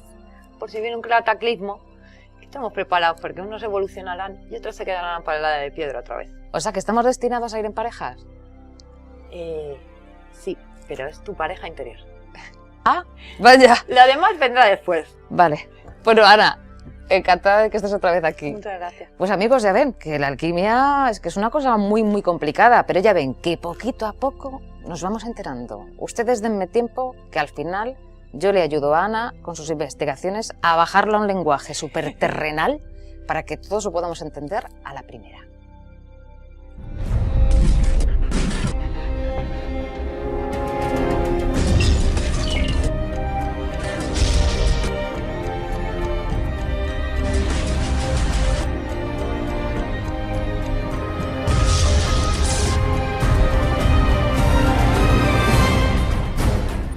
Pues ya estamos aquí, preparados con más temas. El neurofeedback se basa en el registro y análisis automático de la actividad eléctrica del cerebro. A través de este método de entrenamiento que vamos a poder ver ahora mismo, asistido por ordenador, que también lo tenemos ya todo preparado, lo que hace es seleccionar parámetros que nos interesan, porque hay alguna patología concreta que entrenar, para poder mejorar, pues por ejemplo, el déficit de atención, autismo, depresión. Estamos acompañados de la doctora Rosa Isa Cortez. Hola, ¿qué tal? Hola, bien, gracias por la invitación. Encantados de que estés con nosotros. Bien. El neurofeedback, ¿cómo podemos explicar qué es? Yo he hecho ahí un esbozo. ¿Cómo podemos explicar qué es? Para que se entienda fácilmente. Sí, bien. Bueno, es una técnica terapéutica que ayuda a que el cerebro aprenda a autorregularse. Realmente es un entrenamiento cerebral. Lo que hacemos es que captamos las ondas eléctricas cerebrales y eso se convierte en un programa que va a estar conectado a una imagen. Sí. Esa imagen representa las ondas eléctricas cerebrales. Por ejemplo, ahora lo estamos viendo, ¿no? Ahora mismo estamos viendo cómo está conectada esta pequeña que nos acompaña hoy al ordenador. Y lo que estamos viendo es que la imagen se hace más grande, más pequeña. ¿Eso qué significa? Sí. La idea es que en la medida que las ondas eléctricas, cuando están en equilibrio, la imagen va a aumentar en toda Ahora, por ejemplo, está haciéndose más chiquitita. ¿Eso qué es lo que está ocurriendo? Sí, cuando la imagen disminuye es porque las ondas eléctricas cerebrales no están en equilibrio, ¿ve? Y es un inhibidor. Luego, cuando la imagen se pone grande, es un reforzador positivo. El cerebro aprende que es así como debe de funcionar. Y eso va a estar conectado a la parte del cerebro que hemos conectado previamente.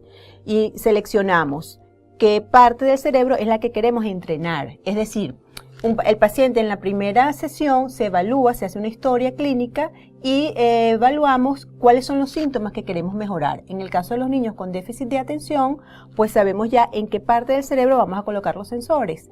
Si es un adulto que tiene un problema de migrañas o adicción o depresión, va a variar la parte del cerebro donde vamos a colocar los sensores, que es el lóbulo cerebral que queremos entrenar para que mejore. ¿Se vería así? O sea, no pasaría lo mismo, ¿no? Sí, igual. Cuando es más pequeñito es que algo va mal, ¿no? Cuando la imagen se reduce... Sí, y no solamente la imagen, porque fíjate, aquí tenemos, ese sería el estímulo visual, pero también tenemos el estímulo táctil, que es ese osito de peluche que vibra, igual que los cascos, que es el estímulo auditivo.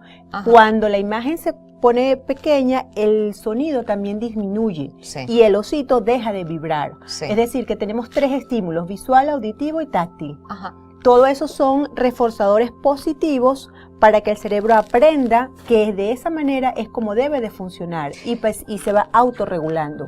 O sea que entonces ella que está recibiendo ahora mismo el tratamiento sería, al notar que el osito vibra, o también en los cascos, ¿no?, que disminuye el sonido de la película que está viendo, que ha elegido ella, que así sería, ¿no? Sería ella elige, los niños eligen, ¿no? Y ven la película que quieren. Eso lo que está haciendo es como estímulo-respuesta. Sí, funciona en base al condicionamiento operante. Sí, es el clásico condicionamiento operante. Uy, qué pequeñito sería ahora. ¿Y entonces eso qué sería? Bueno, eso lo que significa es que en este momento las ondas eléctricas cerebrales de ellas no están en perfecto equilibrio. Una diferencia muy grande. Sí, y eso va a ocurrir durante toda la sesión. Cada sesión dura media hora y fíjate que ya está grande otra vez. Sí. Ahí está reforzando y el cerebro ahí está aprendiendo que es así como debe funcionar. Y en la medida que van entrenando, va a durar más tiempo la película de ese tamaño. O sea, en la medida que va entrenando, va mejorando el funcionamiento y la estabilidad, la tranquilidad, la calma, la atención, la concentración. Como ya dije, dependiendo del lóbulo cerebral. Ahora sí podemos ver, yo luego les enseño. Qué chiquitito se ha puesto ahora. Es que claro, sorprende. Sí, vamos a ver cómo ya está conectada con los sensores. Si quieres, acércate.